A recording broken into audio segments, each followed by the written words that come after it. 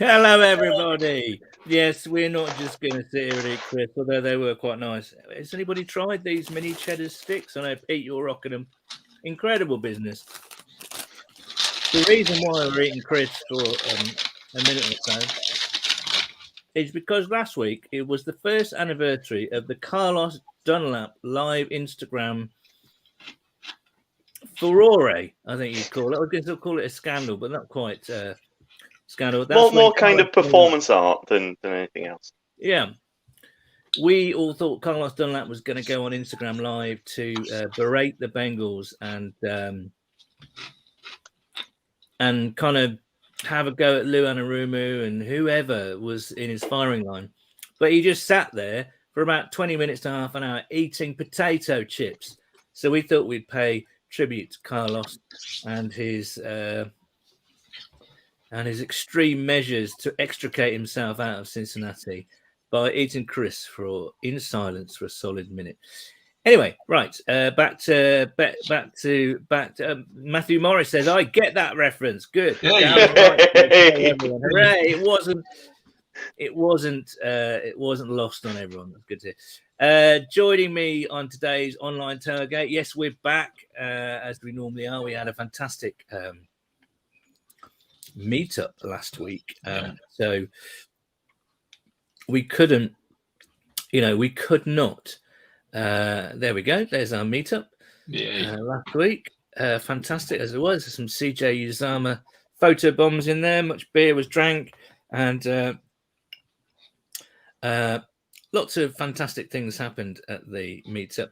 But we are back as is our wont in the online capacity this week. Of course, the Bengals play in Baltimore at the Ravens this week. Huge game, not least because they may go top of the retake the AFC North, but also become first seed in the AFC, I believe, which is pretty crazy.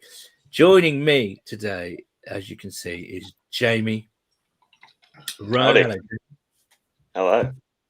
And Peter Dadswell. Dadders, how you doing? Not so bad. I've got a taste for those crisps now. So if you see me muting, it may be because I'm talking in.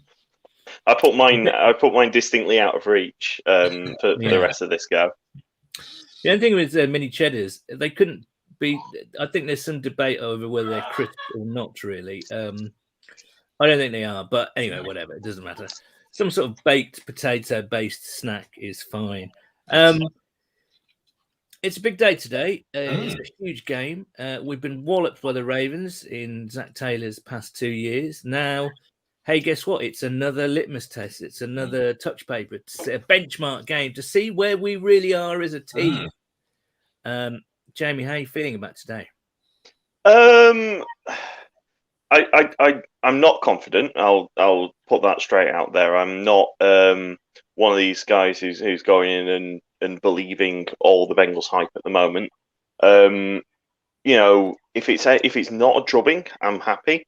If we show something like we did against Green Bay, where we didn't get outplayed by one of the sort of bigger boys of the NFL, then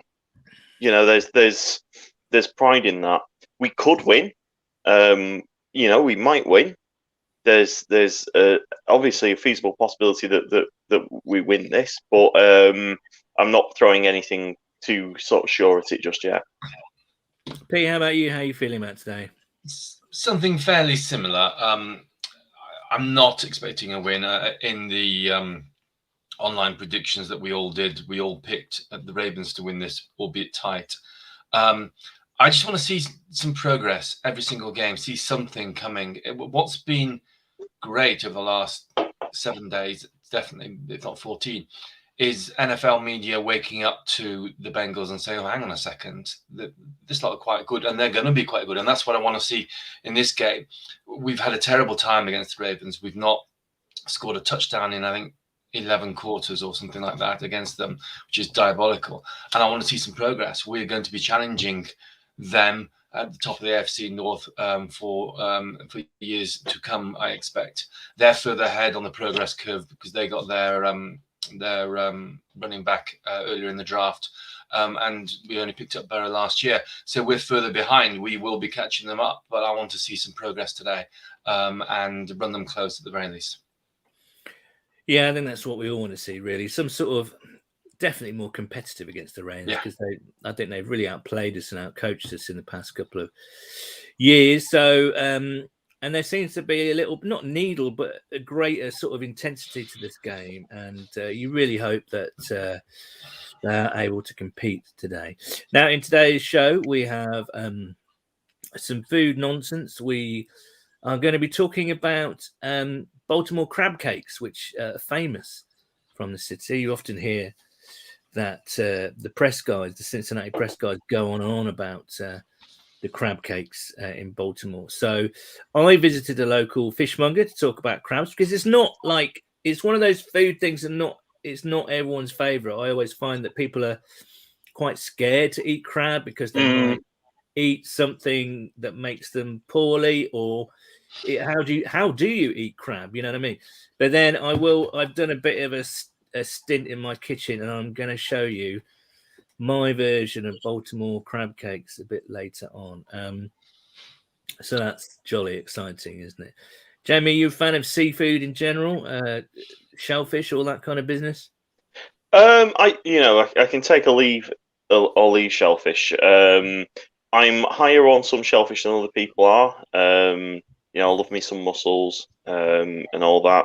I'm lower on particularly lobster, which just seem to be kind of like eating, roaches, like eating cockroaches, but of the sea.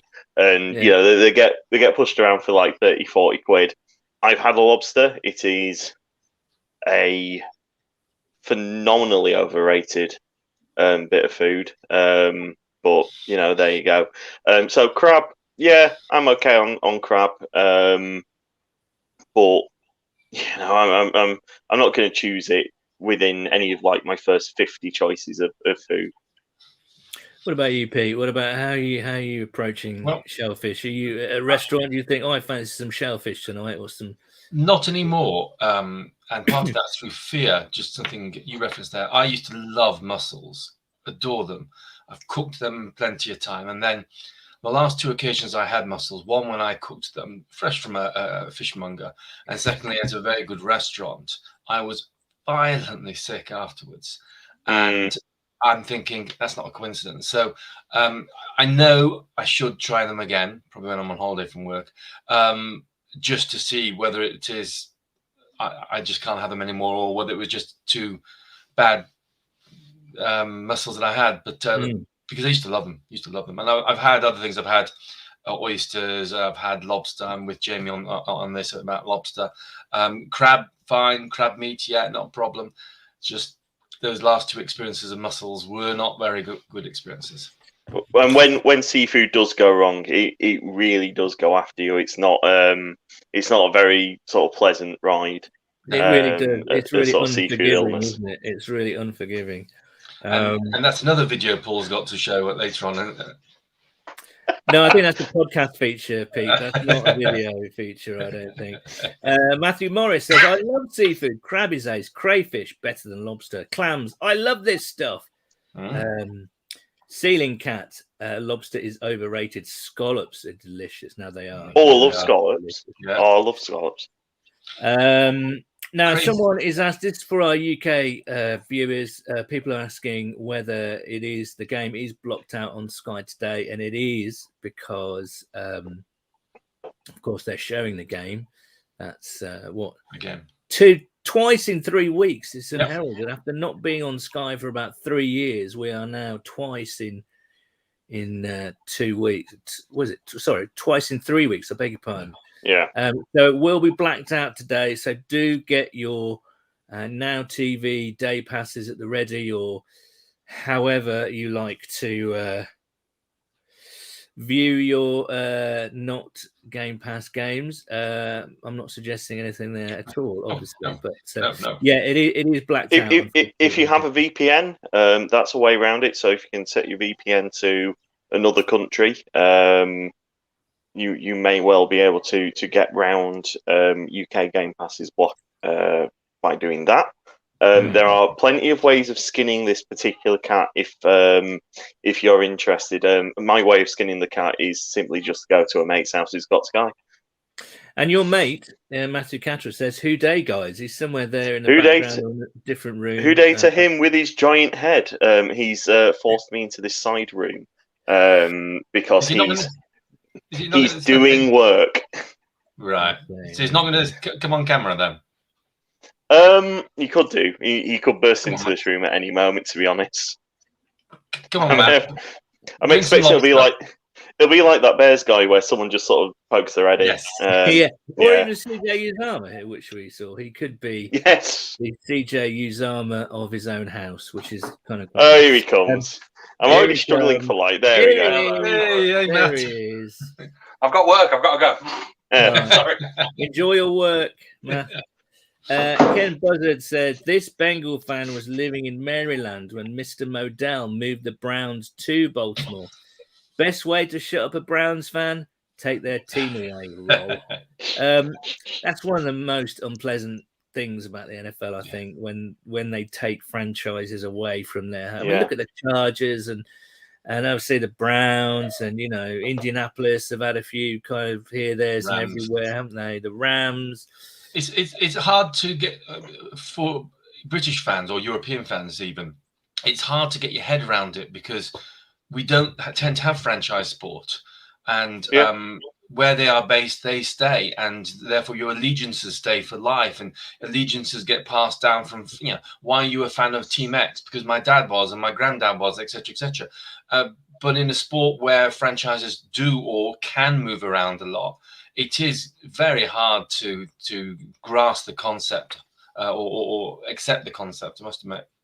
I mean, even in English sport, the idea of moving from the stadium that you had in the centre of town out to a brand new flashy one on the edge of town is a kind of controversial idea.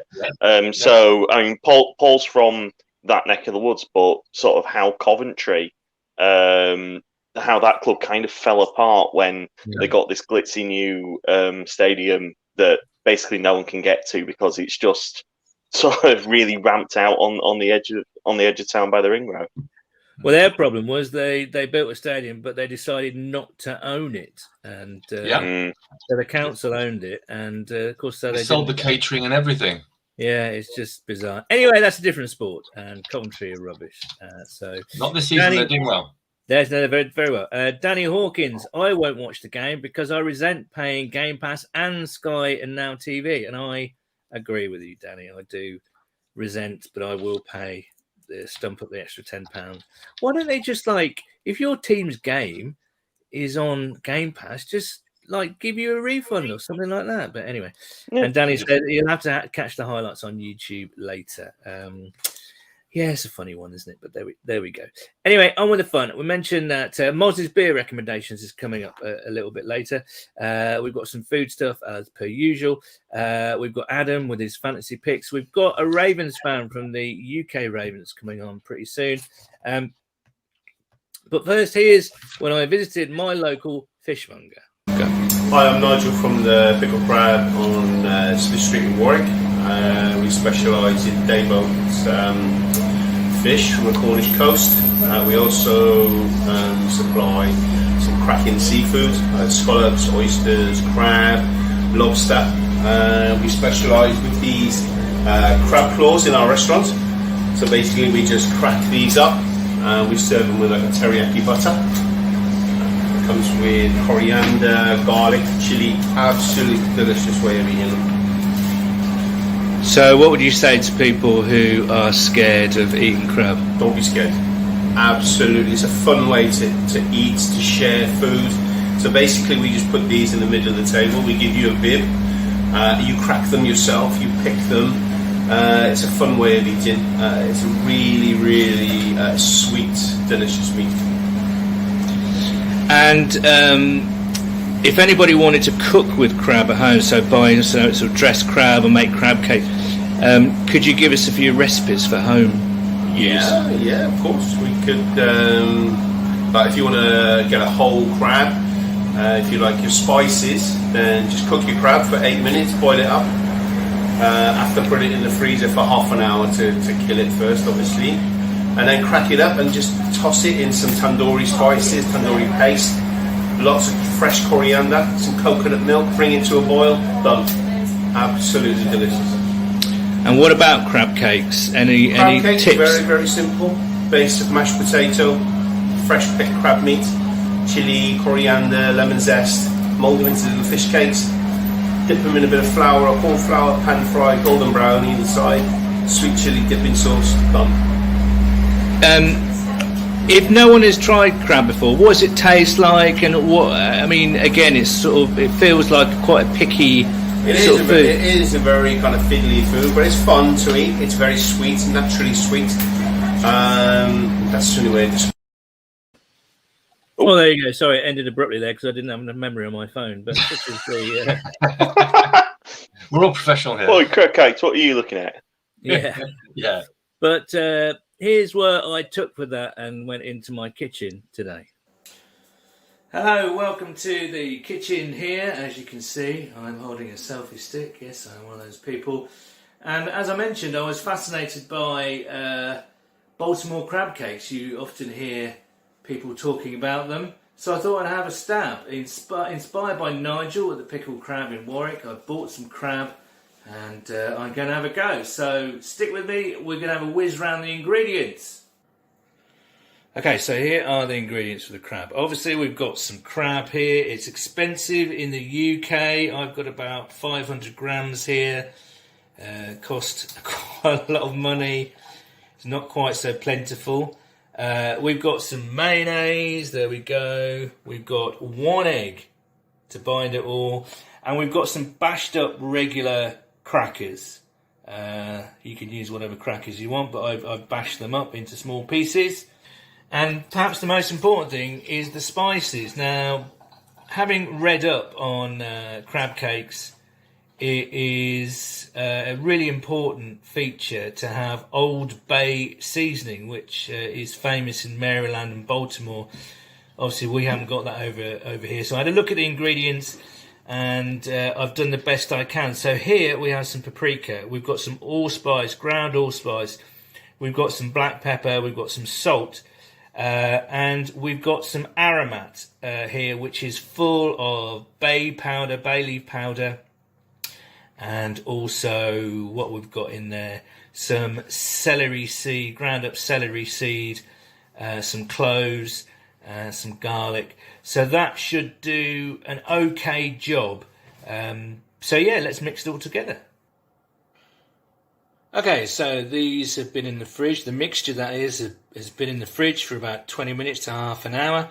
Full disclosure, I forgot to put in some mustard, so I put in a tablespoon or so of mustard powder and just shape these into patties, really, with wet hands, obviously, to make the mixture not stick to your hands. I've put them on a greased oven tray, and these are going to go into a medium oven for about 20 minutes. So let's see how they come out.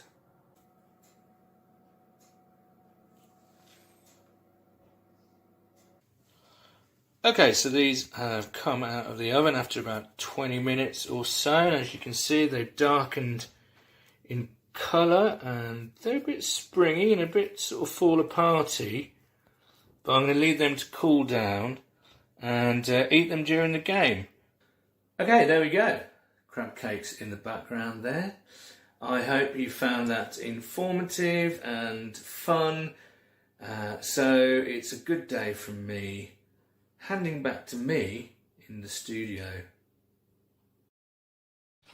It's like watching a proper food YouTuber. It's excellent. I love your dog.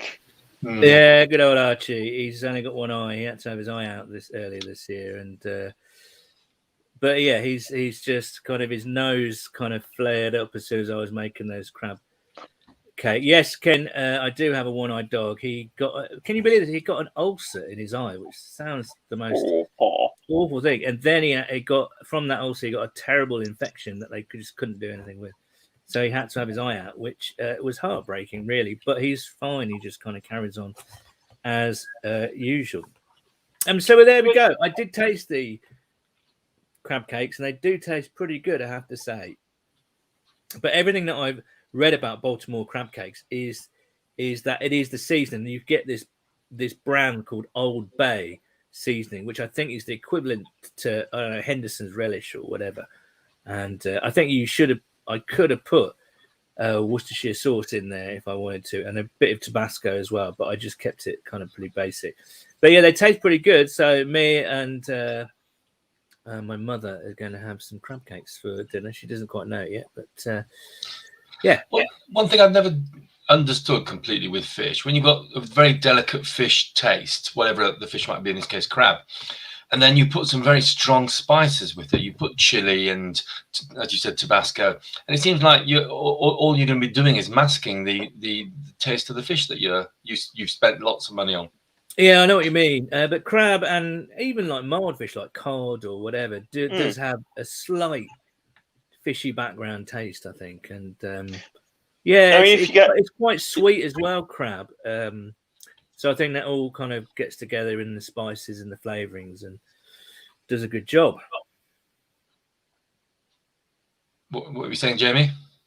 Well, sort of on that point of view, if you get a fish pakora from your local sort of purveyor of Indian delicacies, they are excellent, and they tend to be quite mild fish in there. It tends to be your cods, your haddocks, but the spices of the batter work, quite well with it being a milder tasting fish. Darren Wright says, "What's wrong with just gold PLD fashion-led salt and pepper?" I don't know what PLD fashion-led salt and pepper is. Do you? Is that just like your regular salt? Old fashioned, right? PLD is old, but mangled by his phone. Oh, okay, right. Nothing wrong with that. Nothing wrong with that. But as I say, I was trying to follow the recipe as closely as I could, and they taste good. Just they as we taste did. Good. Just as we did when we tried to Cincinnati chili, didn't we? That's right. And that full disclosure, that will be coming up later in the year. In fact, pretty soon, about a month or so away. Now, it's not just me that's been making food. This is Tom McDowell's effort. He started barbecuing chicken wings early. Oh, yes, mate. Today. I'm not quite sure. Tom usually likes to experiment, so I'm not quite sure what's going on here. He's done all sorts before, but again, he didn't leave a description of what this was, so I have no idea what he's been marinating or rubbing his chicken in or whatever. Ken's back. He says in Maryland they add Old Bay to most everything. They even have Old Bay flavored potato chips, and I have even seen an Old Bay stout. So it is like Hendo's then. I guess so. It's like your all-purpose seasoning, really. But I think it's got celery salt and it's got bay leaf powder, cloves, a whole bunch of different sort of things, really. So Matthew Morris says, "I think we need Archie to take over my spot on the program." Well, no, let's not go there. Let's not go that far, Matt. Archie is fantastic, but unfortunately, I don't think he drinks booze. He just eats lots and lots of chicken. Do you know what Archie really likes? He really loves tuna, which takes me not like we don't like grill him like this expensive steak of tuna every time he wants to drink. But if I'm having a tuna sandwich, he will go mad for just a few fingerfuls of tuna fish. Darren Wright says the only thing that needs barbecuing today is Lamar Jackson. There you go. Back to the football, Darren. Enough of this food ridiculousness. And Pete, I believe you have some inactives for today's game. Yes, the Bengals inactives today, courtesy Jay Morrison. Cornerback Nick McLeod, again. Defensive end Darius Hodge, wide receiver Mike Thomas, and D tackle Tyler Shelvin. So it looks like Trey Flowers may be making his Bengals debut today. Yeah, it's a good point, actually. Very good point.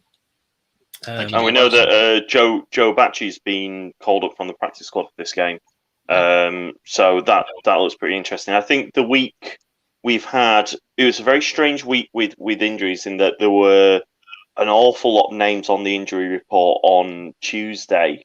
So there's about 15 or 16 names on it. And then by the time we got through to Friday, there were 2 players that were questionable, and that was it. So we kind of got a bit lucky there. I think that they're just taking it really easy. Now we're sort of in the middle season, still awaiting our bye, just to keep bodies fit. I mean, every single week, Trey Hopkins is turning up on the list in some questionable form or other, and I don't think he is. I think they're just allowing him to just rest up and take it easy in the midweek, so he's good to go on on Sunday. I mean, what is it now? Week 7. So I guess it's all about managing players and helping them through practice and all the rest of it, you know. In previous seasons, we have had some of the bad fortune that some of the other teams in the NFL this season have had with injuries. Dare I say it, including our competitors today. I'm not going to comment on how we're doing because I don't want to tempt fate, but it's been different this season. Very much so. Right, shall we bring... we've done the food now, let's do the beer. It's Moz time, everybody. Hey up, Bengals fans. Good to be on the roll with momentum. It's going to be a tough game today against the Ravens. Yeah, probably the best team in this division. And it's time for us to see what we're made of, you know. I think it's getting competitive. I think we're going to give them a game. I think it's going to be their toughest game they'll have probably for most of the season. It's probably going to be the toughest game we'll have all season, I think. But it should be a good one. And yeah, you know, it was great to meet so many of you in London. It was great for my first ever fan meetup. Just being a big, massive party. It was great. But I've got 2 beers to recommend. The first one is from Salopian, who are based in Shrewsbury. It's a 6.1 IPA, 6.1% IPA. It's called New Danger. And with this, it's kind of an autumnal type of IPA. So while you get like a lot of the fruitiness of the peach and the mango, you also get this nice little balance of pine. And personally, I get a bit of like woody taste. Like I say, it's autumnal, you know when the still a bit of life around, but winter's coming, and yeah, it's really tasty. I mean, obviously, 6.1. It isn't too strong, in my opinion. Yeah, it's a lovely IPA, and it's quite readily available. Sloping beers, and it's not too expensive either. The second beer is another beer based in the Midlands. I don't think I've recommended a beer from these guys before. It's a big boy stout, 12%. But they come in this like neat little small bottle, 330ml, and wax over the top, so obviously you can store it for a long time. And this one is I can't remember because there's 2 of them, they're very similar names. He's from Dig Brew, who are based in Digbeth in Birmingham, and it's called Eddie Finds Judge Doom. There's another one with a very similar name, but this is the blueberry and maple version. The other one's barrel-aged coconut. I've not had that one yet, but they are very fantastic making stouts. Obviously, with 12%, it's big and oily and rich and thick, and with obviously the maple and blueberry just smack you in the face. And yeah, it's a big boy stout. It'd be nice, hopefully, to crack one open after a notorious win against the Ravens. It'd be nice, wouldn't it? But yeah, hope you have a great Sunday. Hopefully we get a good win. Seems like we're quite clean health-wise. So that's a positive, We'll see. I think I'm confident we can get summits against the Ravens. So it's the first time I think we've all thought for a while that could be done. But yeah, have a great Sunday, and who day? Thank you, Miles. I forgot to put the beers onto the video. So this first one is from the Salopian brewery, the New Danger. So there you can see what it looks like. And the next one, just bear with, is this funky looking stout here. Look at that. Yeah, I've been to this brewery that this stout's been made at. Okay. They've got a little bottle shop. It's only about a quarter of an hour's walk away from St Andrew's football ground. So pretty much, probably going back 3 years now. I went there and had a whale of a time doing my own tailgate there.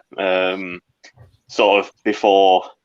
It's a very forgettable Sheffield United match. I can't remember anything about it, to be honest. But I was in Birmingham, so that was a nice sort of way of spending an afternoon. Was that 12%, that one? And what was on the cap? The green.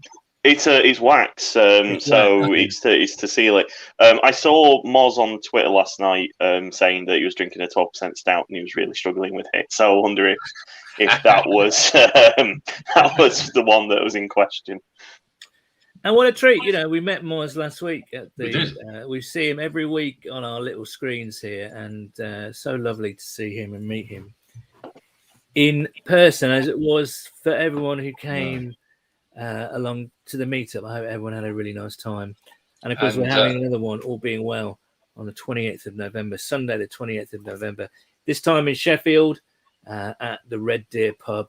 We're back at the Red Deer, which is exciting. I can't wait to see that old place again.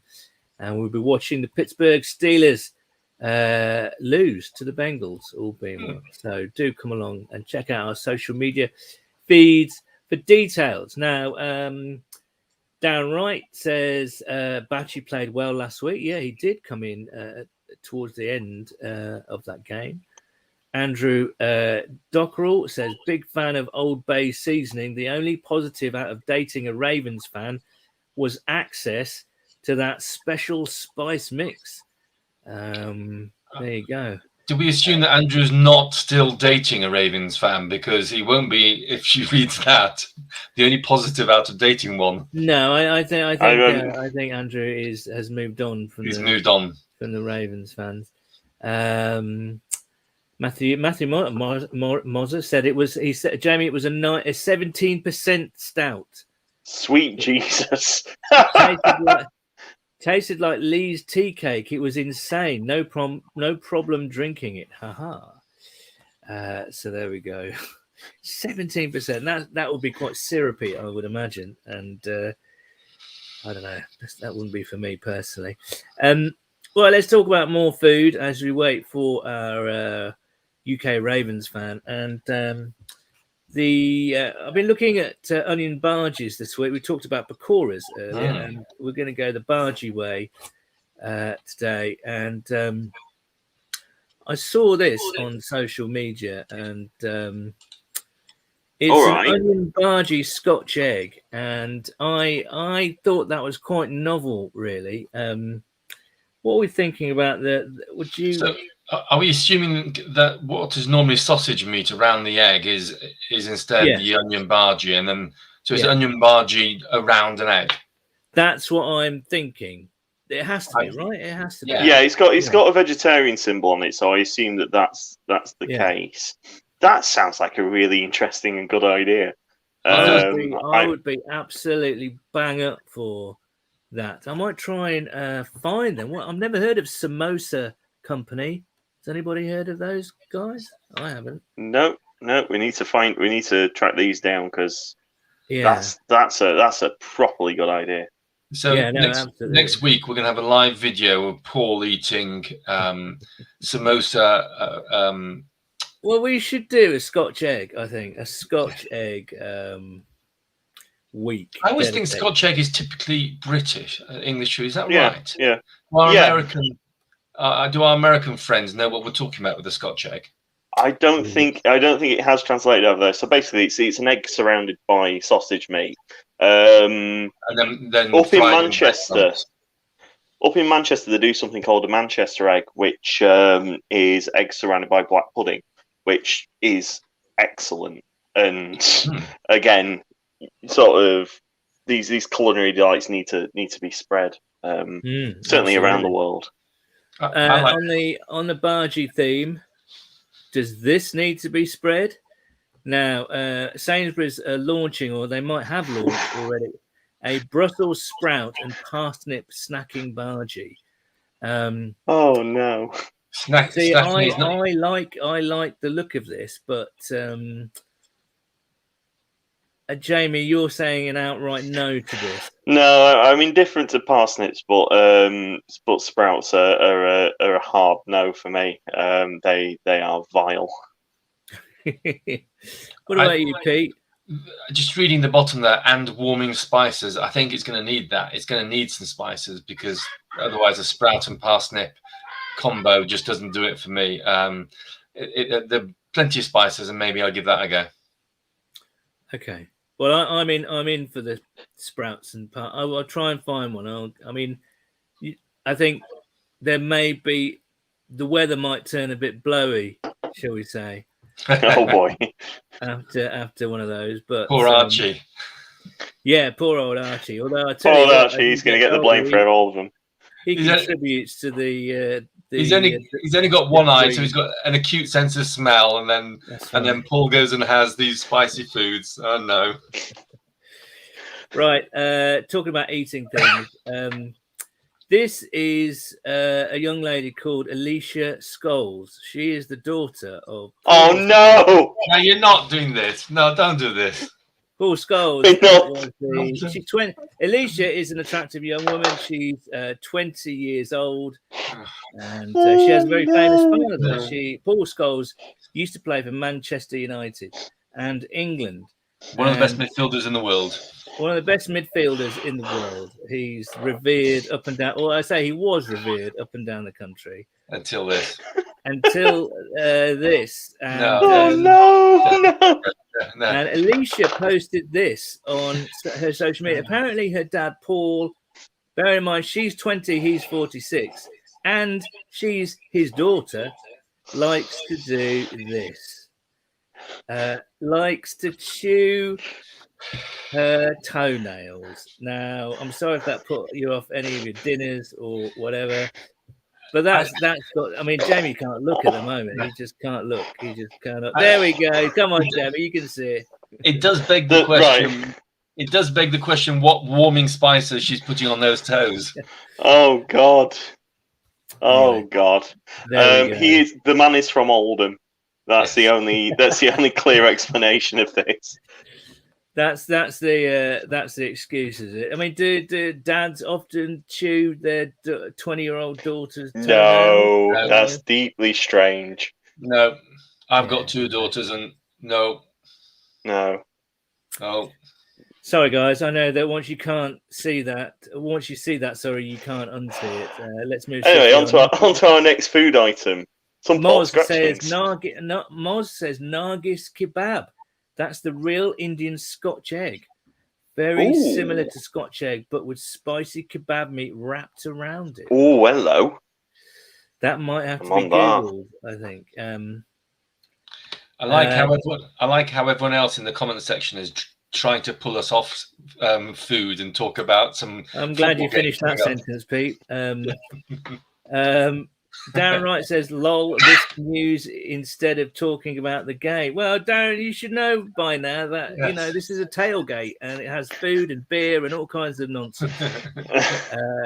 Yes. So, I mean, it is a perfect opportunity to talk about the game, really. So we do have the Ravens coming on anytime now. And but how can you stop? How can you stop Lamar Jackson? Can you stop Lamar Jackson? And how do you do it? Lamar Jackson himself may be stopping Lamar Jackson. I mean, it was very interesting listening to Paul Dania and Jay Morrison recently. They were saying that the number of times Lamar Jackson runs for 8 or less times in a game is few and far between, but he's had 3 of those games in the last few. He seems that maybe he's banged up a little bit. He's not wanting to run as much. Before, he was a great compliment to a very good running back room that they had. but they don't have that running back room now, and so it seems like teams are scheming to stop him running with the ball and saying, hand it off to those running backs. We're not too scared of those at the moment. He's also got some decent wide receivers for the first time that he can throw it to, and his passing has picked up. So they just seem to be scheming against it a little bit more than in the past, which is good news for us. I'd say they've activated Le'Veon Bell now. I think he was active last week as well. That's still a good running back.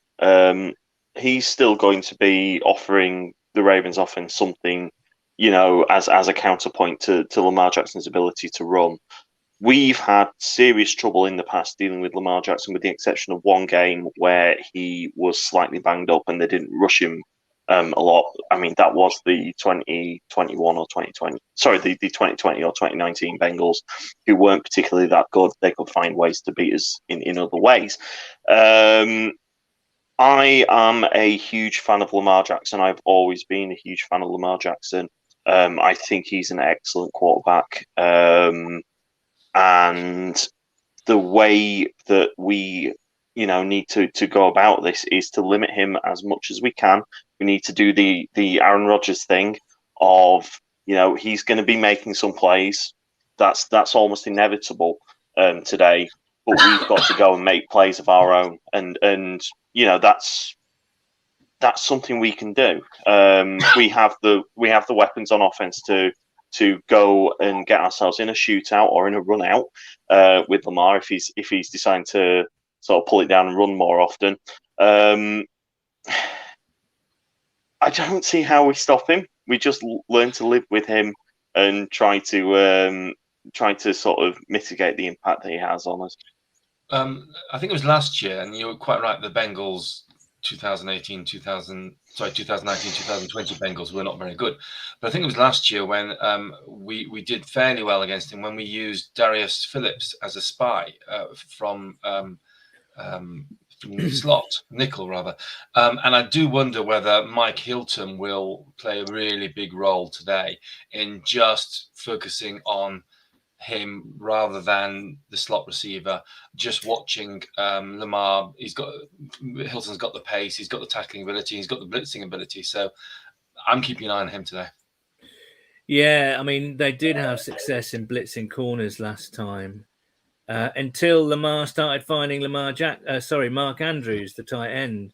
So if you commit one guy to blitz off the slot or from the corner, then you're, I mean, it's difficult because Lamar now has a decent wide receiver core to guard, to throw to. You've got like Sammy Watkins, you've got Rashad Bateman, who played for the first time. Watkins is inactive today. Oh, is he? Okay, that's cool. And I just noticed Darren Wright says he thinks Hilton's inactive. He's not officially inactive, so I don't know if Darren knows anything else. Ceiling Cat says, never heard of a Scotch egg in Ohio. Is the egg cooked twice? Well, yes is the short answer. Let me just show you, Ceiling Cat. This is a Scotch egg.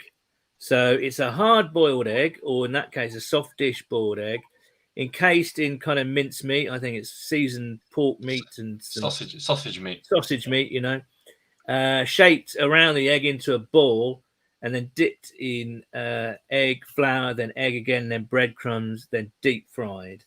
And but yeah, go Google. It was often a summer salad accompaniment, wasn't it? Was it? I always did as a kid. Always have it with a salad in the summer. I mean, it's usually sort of the last thing on sale at WH Smith on the service station. But that's right. Breaking news: Liverpool are 3-0 up at Manchester United after 40, just before half time. Now then, we promised a UK Ravens fan, so let's bring Ian in, shall we? Ian, how you doing, man? Hi guys, thanks for having me. Yeah, really good. Let me make you the guest of honor there in the big there screen. We go. Oh wow, that's way too much. We've just been discussing how you stop Lamar Jackson. Any answers at all? I've seen a lot of people try and do it. Not that many successfully yet.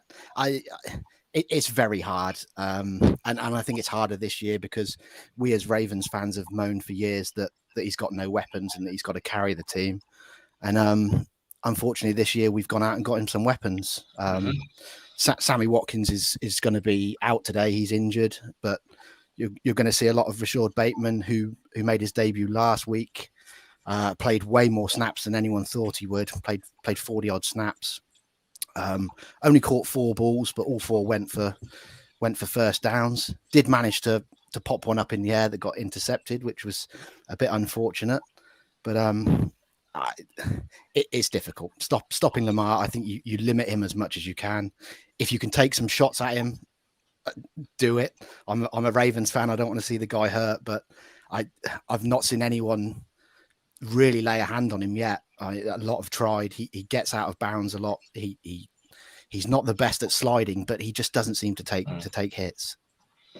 Are you worried about the O-line? Because, of course, they put Villanueva in, and he's been... I mean, I know last year Carl Lawson made hay against him at the Steelers, and then you've got the other tackle. Is he a backup centre playing at the other tackle? He is, Pat McCarry. Yeah, he's coming at right tackle. Yeah, the O-line's being held together at the minute by sort of sellotape and all sorts. And we've said it on our podcast. We were interested when we traded Orlando Brown. We're of the opinion that playing offensive line for the Ravens is probably the easiest team to play offensive line for in the league. You've seen Orlando Brown go to KC, play left tackle. I think he's already allowed more hits on Mahomes than he did on Jackson in 2 or 3 years here. Playing O-line for the Ravens, as I say, is easier. It's not easy. Because of Lamar. Yeah, because of Lamar. Your edge rushers can't do these big elaborate spin moves. They can't take wide angles. As soon as they do, they're leaving a big hole for Lamar to run into. So your tackles pretty much know where your edge rushers are coming from and what they're trying to do. So it makes it easier in that regard. And we run the ball. You talk to any O-line, they want to be running the ball. They don't want to be pass protecting. And we run it nearly 60% of the time, or have up till this season. But it is a worry if we take Bradley Bozeman, who's going to play centre today. He left the last game with an injury. He came back in. Centre's been a massive problem for us for a few years, just guys snapping the ball over Lamar's head and all sorts. So interested to see how Bozeman goes today. But probably the only guy on the line that's playing in the position he should be is Zeitler at right guard. Everyone else is playing in a position that they wouldn't have been playing at the start of the season. We love Zeitler here. Yeah, we're learning to love him here as well. I thought he'd be a really good good signing, and he's turning out that way. But it's I say we love him here. It's a lot with the running game as well. It's a lot to learn. And in our first game against the Raiders, we had a running play. We pulled Zeitler, who was playing right guard, to the left, and we played whoever the left guard was that was playing that particular snap. God knows. We pulled him to the right, and the two of them ended up somewhere in a heap behind the centre. Yeah, each other. Yeah, it's been a big learning curve for a few of them. We've got a question from Darren who says, is this the most scared you've been in the Bengals in a few years? I mean, we had this conversation when I was on your podcast. It seemed to me that you fear that Burrow to Chase is the new Dalton to Green, which is kind of dealt you a few blows in the past, you know. It's dealt us a lot. This is definitely the most scared. If you'd have asked me this question at the start of the week when you came on our podcast, and I think we were all quite upbeat, we all expected the Ravens to take care of the Bengals quite handily. And as the week's gone on, I've just noticed everyone's just got a little bit more nervous. You know, the Bengals looked into it a bit more. The Bengals are actually pretty good. This is a sneaky good game. I think I looked earlier in the last 3 games, the Ravens have won by some margin of about 100 points over the course of the last 3 games. This is definitely a lot closer than that, and I think a lot of Ravens fans are pretty worried. Well, the interesting thing, of course, just as Paul mentions there about Burrow to Chase, and AJ Green used to be known as the Raven Killer, is the difference this season actually isn't the offense. The difference is the defense. a top 5 defense now, or getting at the quarterback, or stopping the run, and you've absolutely gashed us on the run, Lamar or whoever, over the last few seasons. And I think the defense could be the difference this year. I don't think we've scored a touchdown against you, though, in about 11 quarters. So I think you know that stat, looking at that. And yeah, I was just about to say, isn't it Tyler Eifert was the last guy from Finley. Finley to Eifert at the end of the first half. We're long overdue. So I think you'll get one today. I should hope so. Ian, before we let you go, what is your prediction for today? What are you saying? Oh wow! I said on our podcast 31-19 to the Ravens, and I think I've gone a bit too bold on that, because I don't think you've let up more than 20, 25, 26 points all season. I think I've probably got to stick with that. I've thrown it out there now, so I've got to go with that prediction. But it wouldn't surprise me if it's a lot tighter than that. As you say, I think your defense is playing really well. Bates is a guy. I'm a Ravens fan. I love watching safeties play. I was spoilt with Ed Reed. I think Bates is one of the most underrated players in the league. I said, if you listen to our podcast, I said on our podcast that your defense was very good, but it didn't have stars on it. It was full of very good pros. Well, I think I sold Bates a bit short there. I think he is one of the best safeties in the league, and I don't think he gets the recognition he deserves when we talk about the best safeties in the league. So he worries me. Okay, Ian, well, thank you so much for coming on. Enjoy the game. No doubt we shall converse on Twitter throughout. And no problem. Thanks for having me. Yeah, you're welcome. We'll speak to you later on in the year. Cheers, guys. Enjoy the game. I mean, I won't. So there we go. Game is big. How do I do that? All right, there we go. That's better. Story of my life. Go follow the UK Ravens. They're one of the better fan groups out there. They actually are a fan group, and they organise meetups and all that kind of stuff. And they do an excellent podcast as well. So go follow them if you're into that. Ceiling Cat says the Ravens should sign Adrian Peterson. Blimey. Brian Schleicher says, "Who dey? Go Bengals." But now we want your predictions. Now we've got a couple of minutes left. We want your predictions. So send us your score predictions. But in the meantime, you've got about just over half an hour to get your fantasy team sorted out. So let's hear from Adam, who's going to recommend some very late waiver wire pickups. Who dey, Bengals fans? I'm looking forward to tonight's game. I'm very excited and a little bit petrified that they're going to run all over us. But the way that we've played this year, the defense, the linebacking group has been set up to slow the run. And I think we'll do a decent job of that against Lamar Jackson, meaning that he's going to have to pass it. In fairness, he's done a decent job of that by himself and got Marquise Brown in the game. But I think that we are going to put up a decent showing tonight and prove a few people wrong. Fingers crossed, anyway. This week's waivers wire is bleak. It's bipocalypse. Everyone's having issues this week with the teams that are off on bye. You're missing some very high-powered offenses, but there might be a few out there for you to pick up. At QB, I've listed Daniel Jones. He came off concussion too early last week and looked terrible against the Rams, throwing up 3 interceptions. He should be better this week against the Panthers. He's probably available in your league. He can run the ball. He doesn't have many weapons. That's the only issue. So if you are still searching for a QB, you might be worth having a look for Jameis Winston. He goes against the Seahawks this week. I do not rate the Seahawks defense at all. I'm hoping that they let Winston off the leash a little bit and give him more opportunity to throw the ball. Taysom Hill is missing out, so it will be Winston taking every snap and not losing anything to the backup QB there. He's not available in many leagues, but you might be worth having a look for him.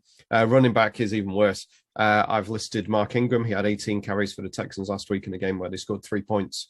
They might only get 3 points this week, but it looks like they're going to load him up. He had 70-plus yards, so he's probably not the worst one. As I say, it's a very, very thin waiver wire for running backs. Rashard Penny's the other one I listed. He is going to get a chance with Chris Carson being out. Alex Collins is banged up. He's probably going to play, but they have said that Penny will be back off the IR and ready to go if needed. Wide receiver isn't much better. I've listed a couple for the Giants, Dante Pettis and Darius Slayton. Pettis isn't very good, but when he's been the only one there, they've been throwing the ball to him. He had a lot of targets over the last couple of weeks. Slayton looks like he's going to be back from his injury. Sterling Shepherd, I think he's probably going to miss out. He played last week, but he seems to have aggravated his hamstring again. So you're looking at mainly Pettis, Slayton, Evan Ingram as the pass-catching group there. Rashad Bateman for the Dirty Ravens. He's obviously playing against us a lot. He caught 4 of his 6 targets on debut last week and looked fairly good doing it. So I wouldn't be surprised if they get him involved behind Marquise Brown and Mark Andrews as their wide receiver group. Tyler Johnson is there for the Bucks. Antonio Brown and Rob Gronkowski are both out this week, so I think Johnson's going to get some snaps. Then at tight end, I love Big Mo. Mo Ali Cox, he's one I've backed tons of times in the betting. He's 5-1 to score a touchdown this week, so I'm on that one. He scored 3 touchdowns from his 10 receptions this year. Scored on his 1 reception last week against the Texans, and he's just bigger than everyone else. Just throw the ball to him. It's definitely worth having a look for Ricky Seals-Jones, though, at tight end. He's played every snap for the Washington football team over the last 2 weeks. I think he missed 1 in that time, and he runs a route on a lot of them. He scored last week, despite the team not getting to the red zone. In the one game he played where they did get to the red zone, he had pretty much all the targets. So looking for him to do well this week is probably a decent shout. I normally go for kicker. Obviously, I'm only going to recommend McPherson, so not really much point there. And defenses are bleak. If you can get the Cardinals somehow, then definitely go for them. Either way, it is rough on the waiver wire this week, so good luck if you're picking someone up this late. Who Dey Bengals? And who day to Adam there. Adam's right about the waiver wire for one of my fantasy teams, which, by the way, is called Put the Kens in Canton. I needed a running back because of the number of teams on bye, and I went for Chris Evans after his TD last week, and in the hope that he won't get many opportunities, but hopefully he'll get catch something out of the backfield and score again. Right, Darren Wright says 23-21 Bengals, ceiling cat. We shocked them in overtime, 27-24. Andrew Knott says Ravens 28, Bengals 21. Won't be disappointed to lose as Ravens are strong, but would hope we don't get blown out as we need to feel we are at least competitive against the Ravens longer term. 2 things that tell us we're a much better, much improved team this year. Number 1, we're on Sky again. Number 2, every bloody game seems to be called a benchmark game for one reason or another. Jamie, I'm sick of the benchmark word already. Where are you leaning towards today? Well, I think this is a heck of a benchmark game, Paul. In the midweek blog, the midweek predictions blog, I went 30-26 Ravens. I am going to remain pessimistic. I'm going to think that there's going to be fewer points than that scored. I think it's going to get a bit tighter. I'm going to say 23-21 Ravens. Pete, on to you. Yeah, I think this game is very much a litmus test and a benchmark. And I think ultimately what I predicted in midweek, I'm going to stick with. It'll be a tight game, but I've got the Ravens coming out because of home field advantage. The Ravens coming out on top, 27-24. Is it a prove it game, Pete?